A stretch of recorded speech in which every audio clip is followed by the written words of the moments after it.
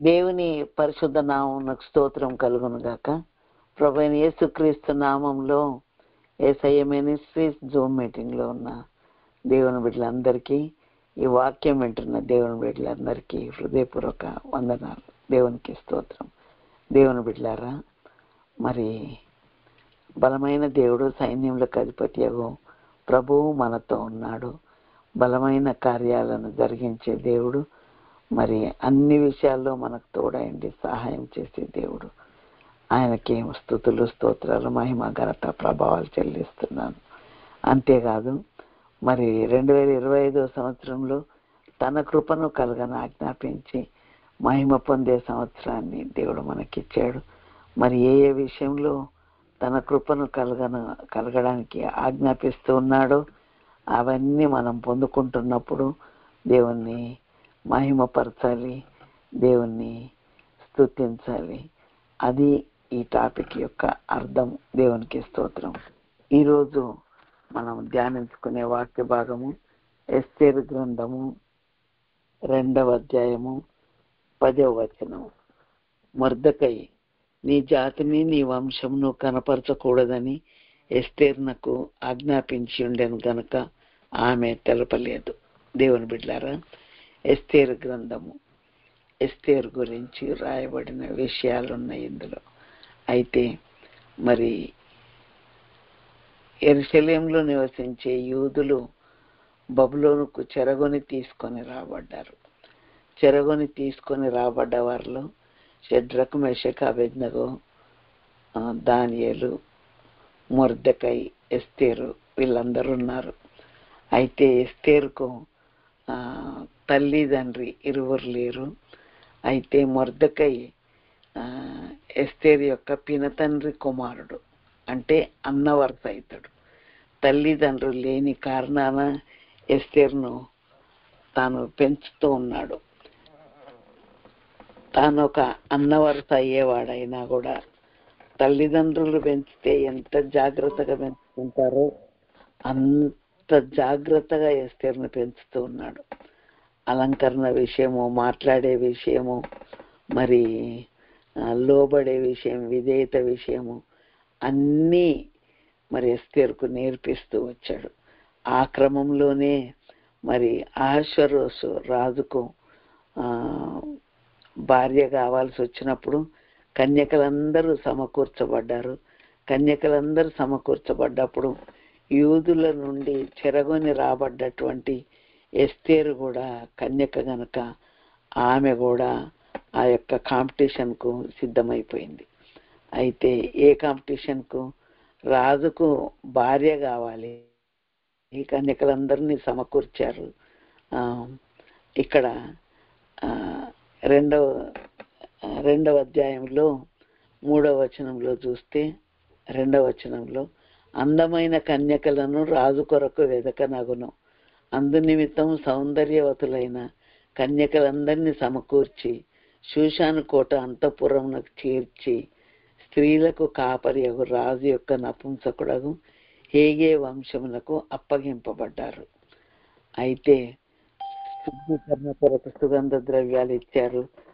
6 నెలలు మరి గోపరస తైలంతోనూ 6 నెలలు వేరు విధమైన సుగంధ ద్రవ్యములతోనూ కన్యకలందరూ సిద్ధపరచబడి రాజు దగ్గరికి వెళ్ళేవారు. అంతఃపురంలోనికి రాజు ఎవరిని చూసి ఆయన కిరీటాన్ని ఆమె తల మీద పెడతారో వారే రాజుకు భార్య.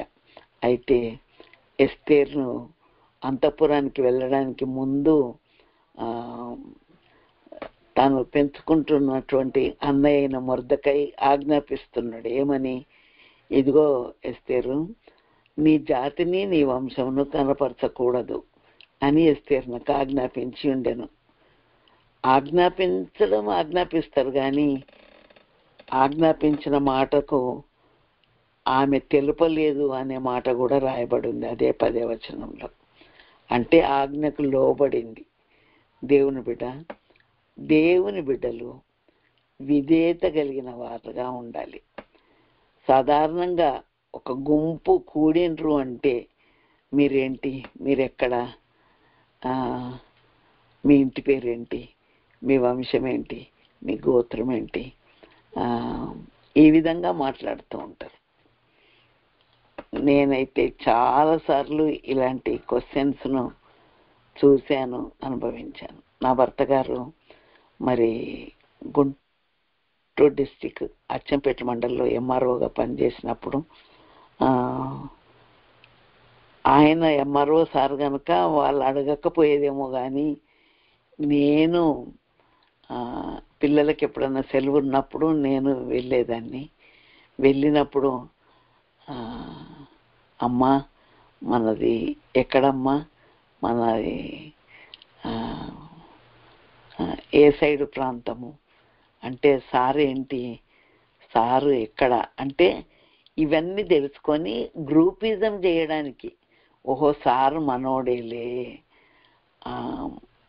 మన ఈ క్యాస్ట్ ఫీలింగులు ఇవి ఇప్పుడు ఉన్నాయని మనం అనుకుంటున్నాం. కానీ మొర్దెకై ఎస్తేరుకు ఆజ్ఞాపించిండు ఏమని, నీ జాతిని నీ వంశాన్ని కనపరచకూడదు. ఇదిగో మేము యూదులము, మేము యెరూషలేము నుండి చెరగొని తేబడ్డాము అని ఆ విషయాలు కనుక చెప్తే మొదలైపోతుంది అక్కడనే. దేవుని బిడ్డలారా, ఎప్పుడు కూడా మనము అనవసరమైన ఈ డిస్కషన్ లోపలికి దిగకూడదు. అనవసరమైన అనే మాటకు ఇది నేను చెప్తలేను, ఇది బైబిల్ చెప్తా ఉంది. ఏమని చెప్తుందంటే, తీతుకు గ్రంథము, తీతుకు పత్రిక, అపోస్తలుడైన పౌలు తీతుకు రాసిన పత్రిక 3వ అధ్యాయంలో 9వ వచనం, అవివేక తర్కములను, వంశావళులను, కలహములను, ధర్మశాస్త్రమును గుర్చిన వివాదములను, నిష్ప్రయోజనమును వ్యర్థమునై ఉన్నవి గనుక వాటికి దూరముగా ఉండుము. దేవుని బిడ్డ, అవివేక తర్కాలు, చిన్న చిన్న రీజన్, ఎంత చిన్న రీజన్ అంటే నిజంగా నేనైతే మరి పెద్ద ఫ్యామిలీని మెయింటైన్ చేస్తున్నా కదా, ఒక్క తల్లి పిల్లలైనా కూడా చిన్న చిన్న విషయాలకు కాదు, బస్ స్టాప్ అక్కడ ఉందంటే బస్ స్టాప్ ఇక్కడ ఉంది, లేదు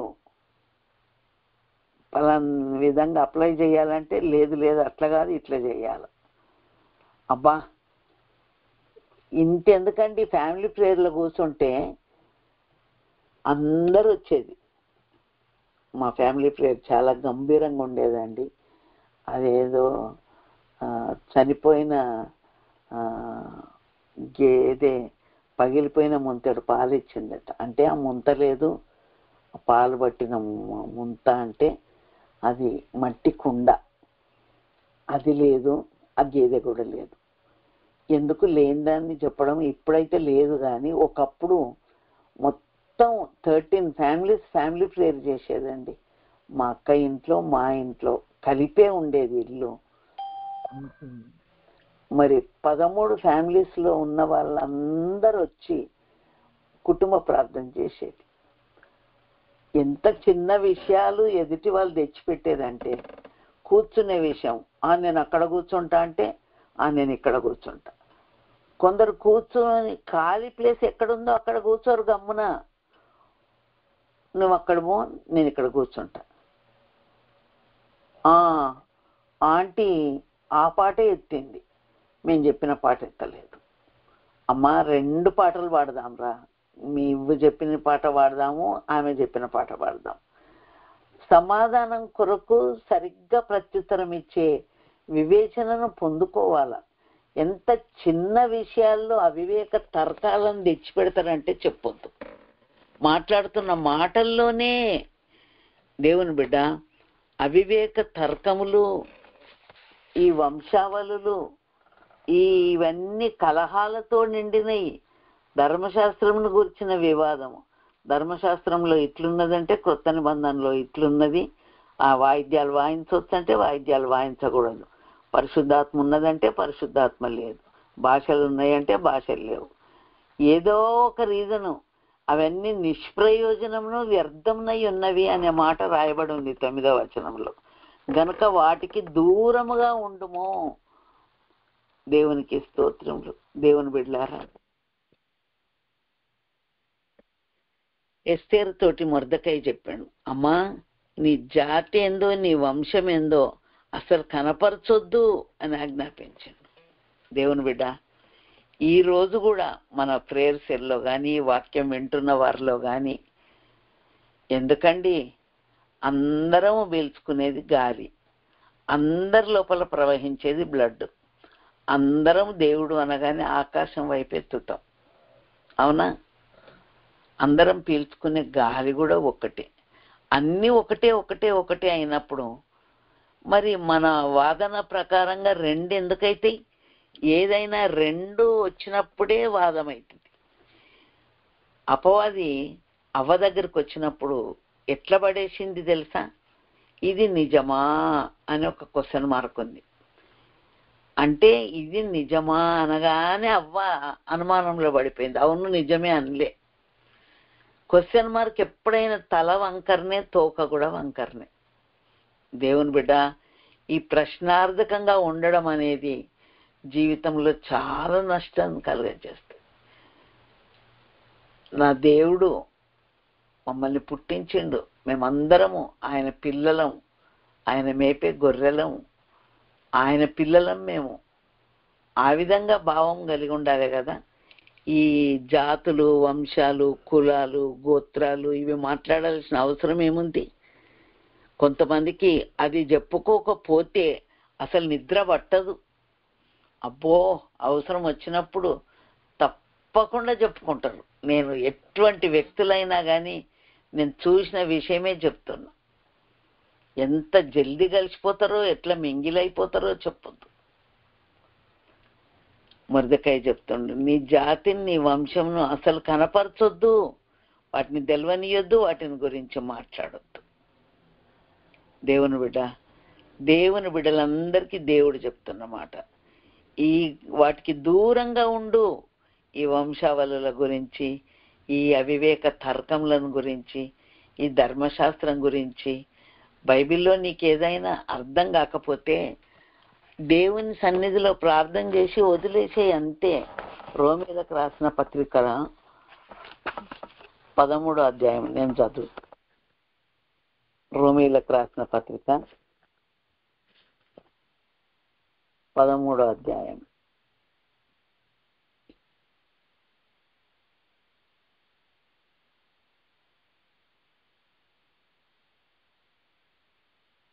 దేవుని వలన కలిగిన తప్ప మరి ఏ అధికారం లేదు, ఉన్న అధికారములు దేవుని వలననే. అచ్చా, 14వ అధ్యాయంలో మొదటి వచనం చదివితే ఫస్ట్, విశ్వాస విషయంలో బలహీనులైన వారిని చేర్చుకొనుడి, అయినను సంశయములను తీర్చుటకు వాదములు పెట్టుకొనవద్దు. ఒకడు సమస్తమును తినవచ్చునని నమ్ముచున్నాడు, మరి ఒకడు బలహీనుడై ఉండి కూరగాయలనే తినుచున్నాడు. తినువాడు తినని వాడిని తృణీకరింపకూడదు, తిననివాడు తినువానికి తీర్పు తీర్చకూడదు.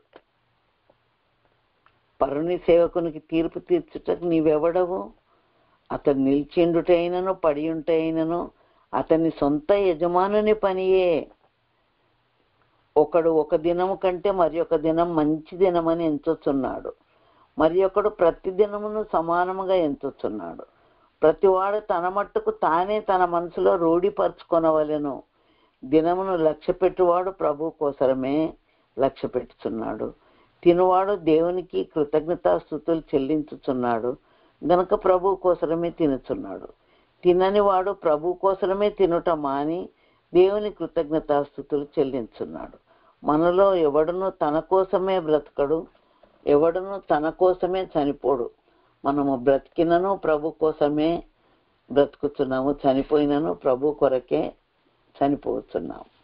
దేవుని బిడ్డ, మనం బ్రతికినా చనిపోయినా ప్రభు వారము. దేవుని బిడ్డ, వాక్యాన్ని ఎంత విశదీకరించి దేవుడు చెప్తూ ఉన్నాడు. సంశయాలు అంటే అనుమానాలు తీర్చుకోవడానికి వాదములు పెట్టుకునే అవసరత లేదు. ఒకడు ఒక దినం మంచిది అనుకుంటుండు, ఒకడు మరి ఒక దినం మంచిది అంటుండు. ఆయన అనుకునేది ఆయనను అనుకోని, ఈయన అనుకునేది ఈయనను అనుకోని. అంతేగాని ఈ మంచి దినాలు, చెడ్డ దినాలు, ఈ మాంసం తినొద్దు, ఆ కూరగాయలనే తినాలా, ఇవన్నిటికీ వాదాలు ఎందుకండి మనకు? కులాల గురించి, గోత్రాల గురించి. ఈరోజు బ్రతుకుతున్నామా? దేవానికి స్తోత్రం. ఈరోజు ఆహారం ఇచ్చినవా? దేవానికి స్తోత్రం. ఈరోజు ఊపిరి కలిగి ఉన్నాము, దేవానికి స్తోత్రం. దేవుని బిడ్డ, వ్యర్థమైన మాటలు, మితము లేని వంశావళులు, ఇవన్నిటికీ దూరంగా ఉండమని దేవుడు చెప్తాడు. కనుక ఎస్తేరుకు మొర్దెకై ఆజ్ఞాపించిన విషయాన్ని ఎస్తేరు లోబడ్డది. నీ జాతిని, నీ వంశంను కనపరచకూడదని ఎస్తేరునకు ఆజ్ఞాపించి ఉండేది కనుక ఆమె తెలపలేదు. ఆజ్ఞాపించిన విషయము సార్వభౌమాధికారం కలిగిన ఆజ్ఞ అది. దేవుని బిడ్డ, అసలు ఆజ్ఞాపించేవారు ఎవరు? అధికారం కలిగిన వారు, దాని మీద అథారిటీ ఉన్నవారే ఆజ్ఞాపిస్తారు. ప్రభువు మనకు ఆజ్ఞాపిస్తున్నాడంటే ఈ ప్రభువుదే ఇదంతా. భూమియు దాని సంపూర్ణత, ఈ లోకమును దాని నివాసులు యెహోవావే గనక ఆయన ఆజ్ఞాపిస్తాడు ఏది ఉన్నా కూడా. మనము లోబడేవారమే అంతే. దేవుని బిడ్డ, ఒక్కొక్క సందర్భంలో మొర్దెకై ఎస్తేరుకు ఆజ్ఞాపించాడు. కుటుంబ యజమానులు కుటుంబంలో ఉన్న వ్యక్తులను ఆజ్ఞాపిస్తూ ఉంటారు. ఆజ్ఞాపించిన మాటకు లోబడాలి కదా. చాలా సార్లు, చాలా విషయాల్లో అవిధేయత చూపిస్తూ ఉన్నారు. దేవుని బిడ్డ, ఆజ్ఞాపించే ప్రభువు ఆజ్ఞాపించినప్పుడు ఆయన బిడ్డలమైన మనము అన్ని విషయాల్లో విధేయత చూపించాలి.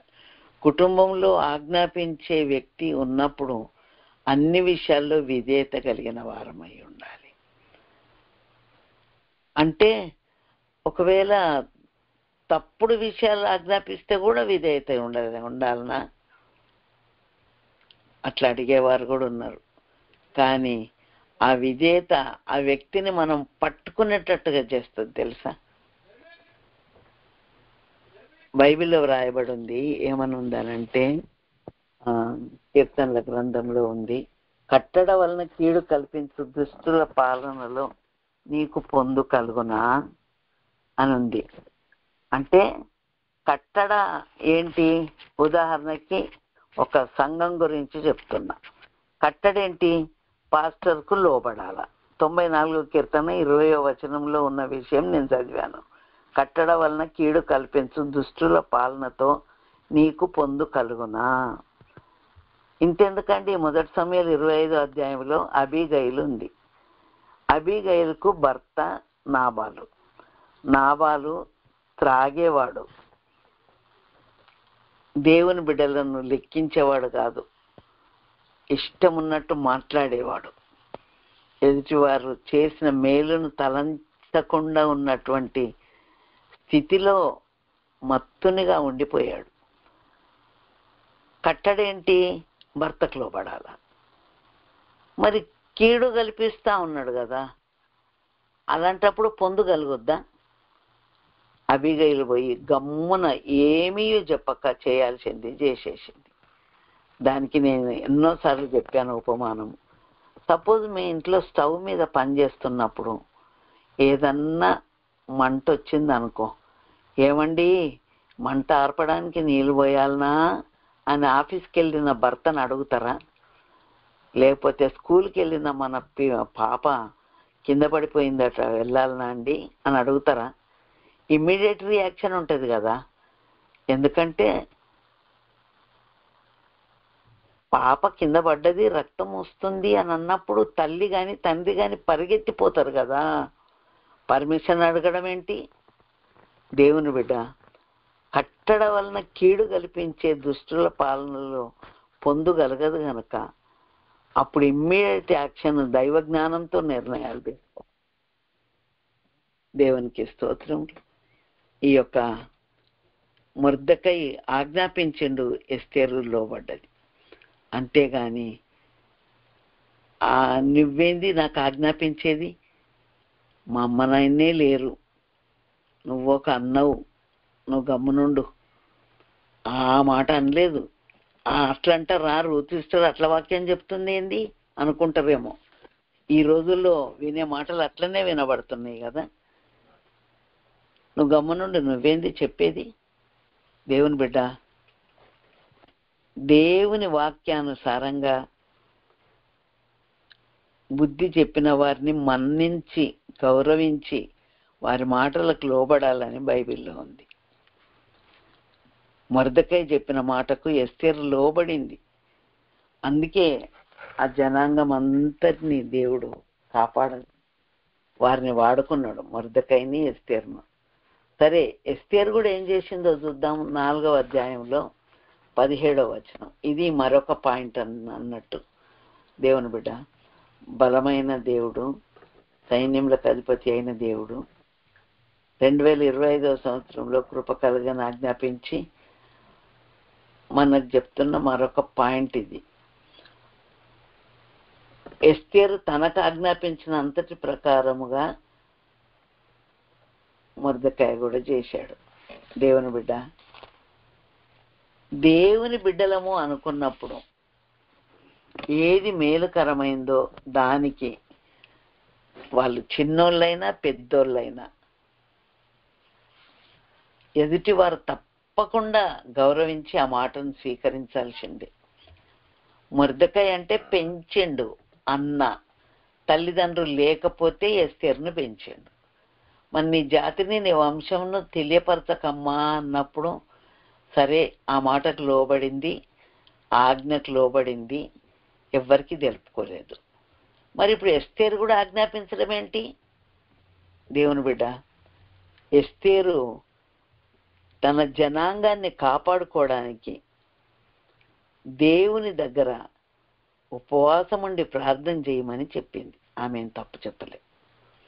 అంతేకాదు, నేను నా పని కత్తెలను ఉపవాసం ఉందుము, ప్రవేశించటం న్యాయ వ్యతిరేక్తంగా ఉన్నా నేను రాజుని వద్దకు ప్రవేశిస్తా, నేను నశించినా నశిస్తా గనుక నీవు పోయి మరి యూదులందరినీ సమకూర్చి వాళ్ళకు కూడా అంతా ఆజ్ఞాపించి వాళ్ళు కూడా ఉపవాసం ఉండి ప్రార్థన చేసే విధంగా చెప్పు అని చెప్తుంది. దేవుని బిడ్డ, ఎస్తేరు తనకు ఆజ్ఞాపించిన అంతటి ప్రకారంగా జరిగించను. ఎవరు? మొర్దెకై. అంటే మొర్దెకై ఎస్తేరుకు ఆజ్ఞాపిస్తుండు, ఎస్తేరు మొర్దెకైకి కూడా ఆజ్ఞాపిస్తుంది. దేవుని బిడ్డ, ఒక మంచి సత్సంబంధం కలిగి ఉన్నప్పుడు ఒకరు చెప్పిన దాన్ని ఒకరు గౌరవిస్తారు, వాటికి లోబడతారు, వాటిని స్వీకరిస్తారు. గనక దేవుని బిడ్డలంగా మనం బ్రతుకుతున్నప్పుడు ఒకరికి మరి ఒకరికి సత్సంబంధాన్ని కలిగి ఉండాలి అనే విషయాన్ని కూడా జ్ఞాపకం చేస్తూ ఉన్నాను. ఎస్తేరు ఆజ్ఞాపించింది. ఆజ్ఞాపించడానికి ముందు తాను సిద్ధమైంది మరణానికి. నేను నశించినా నశిస్తా అనే తీర్మానంతో నేను ఉపవాసం ఉంటా 4 రోజులు, మీరు కూడా ఉపవాసం ఉండండి. గనక ఎస్తేరు ఆజ్ఞాపించింది అంతటినీ మొర్దెకై కూడా చేశాడు. దేవుని బిడ్డ, దేవుని బిడ్డలు ఒకరినొకరు బ్రతిమాలుకోవచ్చు, ఒకరినొకరు మనవి చేసుకోవచ్చు, ఒకరినొకరు ఆజ్ఞాపించుకోవచ్చు. ఆజ్ఞాపించినప్పుడు గౌరవించి తీసుకుంటే పర్వాలేదు, గౌరవించి తీసుకోలేదు అనుకో సరేలే వాళ్ళ మీదనే ఆ బాధ్యత వదిలేస్తున్నా అని ఉండాలి. అంతేగాని దానికి పెద్ద రాద్ధాంతం చేసి కలహం చేసి గొడవలు చేసి చాలా సమాధానాన్ని కాపాడుకోవాలి దేవుని బిడ్డలు. దేవుని బిడ్డ, సాధ్యమైనంత మట్టుకు శక్యమైతే అనే మాట ఉంది. శక్యమైతే సమస్త జనులతో కూడా సమాధానంగా ఉండండి. శక్యం కాకపోతే వదిలేయాల్సిందే, ఏం చేస్తాం మరి. కనుక దేవునికి స్తోత్రం. దేవుని బిడ్డ, నేను రాంగ్ ఇన్ఫర్మేషన్ చెప్తలేనండి. మొర్దెకై ఎస్తేరుకు ఆజ్ఞాపించండు, అమ్మా నీ జాతిని నీ వంశాన్ని తెలుపకు. మరి ఎస్తేరు కూడా ఆజ్ఞాపించింది ఏమని? ఇదిగో నేను రాజు సన్నిధిలో ప్రవేశించడం న్యాయ వ్యతిరేక్తం అయినా కూడా నేను ప్రవేశిస్తా, నేను నశించినా నశిస్తా నా జనాంగం కొరకు. గనక నేను నా చెలికత్తెలందరూ ఉపవాసం ఉండి ప్రార్థన చేసినట్టే మీరు కూడా ఉపవాసం ఉండి ప్రార్థన చేయండి దేవుని కార్యాల విషయంలో, ఒక మంచి కార్యాల విషయంలో దేవుడు బయలుపరిచిన విషయాలు చెప్తున్నప్పుడు అది చిన్నోళ్ళైనా పెద్దోళ్ళైనా దేవుని ఆజ్ఞగా ఎంచి స్వీకరించాలంతే.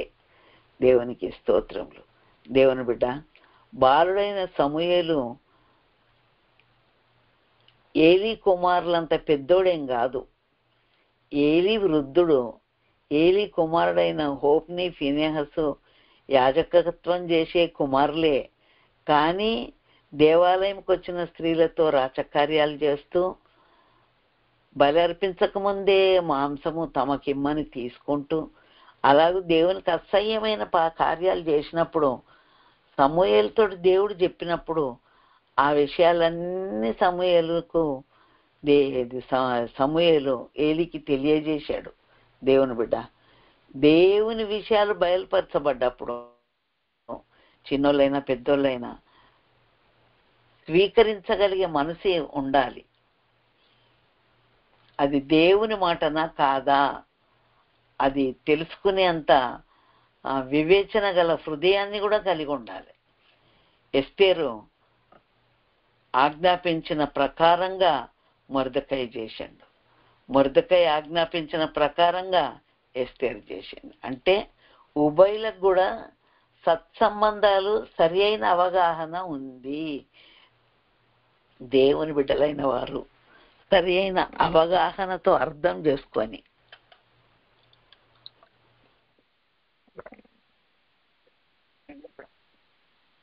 ఆ విధంగా బ్రతకాలని నేను జ్ఞాపకం చేస్తున్న వాక్యాన్ని బట్టి.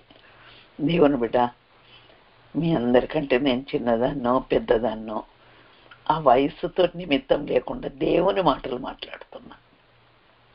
మనమందరూ దేవుని ఆజ్ఞకు,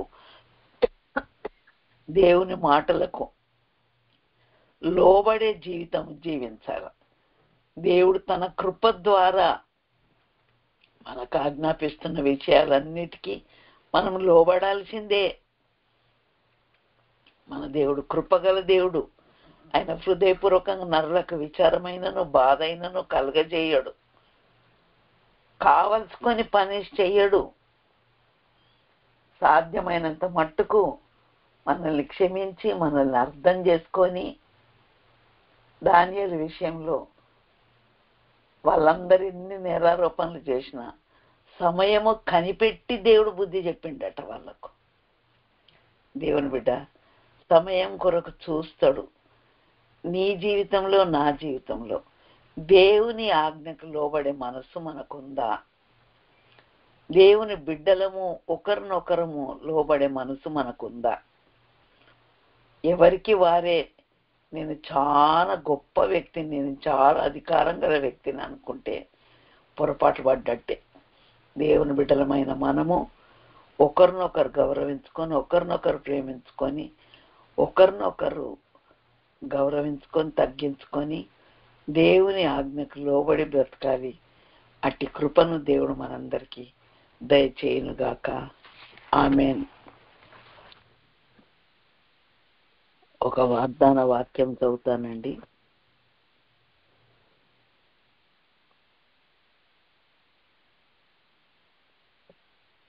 యెషయా గ్రంథము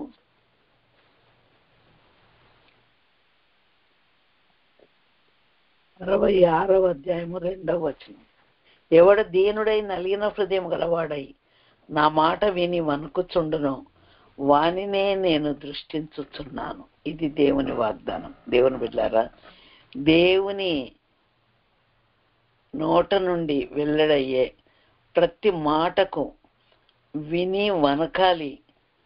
అప్పుడు దేవుడు వాని మీద దృష్టి నిలిపి వానికి ఆలోచన ఇచ్చి వానికి సహాయం చేసి ముందుకు నడిపిస్తాడు. కనుక దేవుని మాటకు లోబడదాం, దేవుని మాటకు భయపడదాము, వణుకుదాం. దేవుడు మనందరినీ దీవించునుగాక. ఆమేన్. ఎస్తేరు ఆజ్ఞాపించిన దానికి మొర్దెకై ఆజ్ఞాపించిన దానికి ఎస్తేరు లోబడ్డట్టుగానే ఒకరినొకరము ప్రేమ కలిగి దేవుని కార్యాల విషయంలో దేవుడు ఆజ్ఞాపించిన ప్రతి మాటకు లోబడే వారంగా ఉండాలని జ్ఞాపకం చేస్తూ నేను ఈ మాటలు ముగిస్తున్నా. దేవుడు మనందరినీ దీవించును గాక. ప్రార్థన చేసుకుందాం. ప్రభువనైనా పరిశుద్ధుడా, ప్రేమ స్వరూపి, నీ పరిశుద్ధ పాదాలకు వందనాలు. ఎవడు దీనుడై నలిగిన హృదయం గలవాడై నా మాట విని వణుకుచుండునో వాన్నే నేను దృష్టిస్తున్నానన్నావు ప్రభా. ఇదిగో నాయన, నీ జాతినైనా నీ వంశంనైనా తెలియబడనీయకు, తెలియకుండా ఉండు. మితం లేని వంశావళులు, ధర్మశాస్త్ర వివాదములు, ఇవన్నిటికీ దూరంగా ఉండు నా కుమారుడా తీతు అని తీతుకు పత్రికలో మీరు రాసి పెట్టారు నాయన. అవును ప్రభా, వ్యర్థమైన మాటలు మాట్లాడుకుంటూ డిస్కషన్లు వాగ్వివాదాలు, ఒకరినొకరు మాట్లాడుకోకుండా దూరం అయిపోయి ఇలాంటివి మాకు అనవసరం కదా ప్రభా. గనక నాయన ప్రతి విషయంలో నాయన ఏది నీ చిత్తానుసారంగా ఉంటుందో దానికి ఏకాభిప్రాయము, ఏక మనసు కలిగిన వారమై జీవించాలి. అట్టి కృపను యేసయ్య ప్రేయర్ సెల్లో ఉన్న మా అందరికీ దయచేయండి ప్రభా. కృప కలగని ఆజ్ఞాపించి మహిమ పొందే సంవత్సరంలో మేము నేర్చుకుంటున్న ప్రతి అంశంలో నీ కృపను అనుభవిస్తున్న మేము నిన్ను మహిమపరచడానికి, నీ ఆజ్ఞకు లోబడి నిన్ను మహిమపరచడానికి కృప చూపమని యేసయ్య మినిస్ట్రీస్లో ఉన్న ప్రతి బిడ్డను దీవించమని యేసు నామమున ప్రార్థిస్తూ ఉన్నాను కన్న తండ్రి, ఆమేన్. తండ్రి అయిన దేవుని ప్రేమయు, ప్రభువైన యేసుక్రీస్తు కృపయు, పరిశుద్ధాత్మ దేవుని నిత్య సమాధానము, సహవాసము, ఆదరణ, కాపుదల ఆయన సన్నిధిలో తలవంచిన బిడ్డలకు, సకల పరిశుద్ధులకు నిత్యము తోడైంది నడిపించును గాక. ఆమేన్.